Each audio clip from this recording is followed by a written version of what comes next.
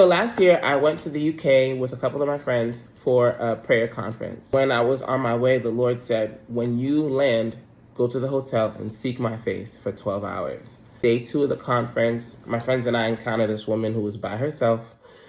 She said she didn't have any friends and she didn't have anyone to go with. And we felt bad, so we invited her to join us for dinner. While we're having dinner, she's sharing all these amazing testimonies she's had with the Lord. She's sharing her family photos. I feel like she was being way too intentional about sharing her personal life. It was like, girl, we just met you and you telling us your whole life story. You know how you meet someone who just tells you a little too much and they don't even know you like that? Some people do that, but something about that was off to me. And then she says how lately she's been going to hospitals and praying, laying hands and praying for the sick. And I'm like, wow, that's amazing. That's powerful. I would love to do that. But as she's telling the story, I see in the spirit, I see a vision of her walking into hospital rooms with a sledgehammer, and she's breaking the legs of every patient in every hospital room.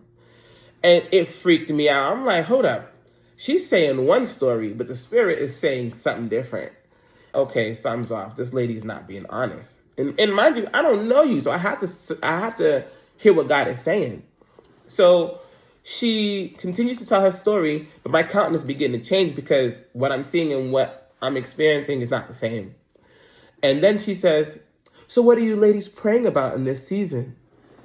Red flag, red flag. I immediately felt the Holy Spirit tell me, do not tell her your prayers. Do not tell her what you've been praying about. I found a way through the Holy Spirit to kind of avoid answering that question. And I'm texting my friends at the table. She has no idea, but I'm texting them saying, do not tell her your prayer requests. And so they end up not sharing either. We ended up parting ways. The next day we go to the conference, the last day of the conference.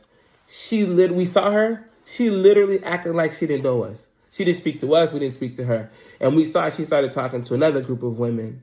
And that's when I realized, oh, she's on assignment. She's on assignment. She couldn't get to us, so now she's going to another group. Be prayerful. Be discerning. Seek the Holy Spirit especially when you're encountering new people in a spiritual environment. Because this happens in the local church. This happens in prayer conferences. Even in secular spaces, you can encounter people who are involved in witchcraft.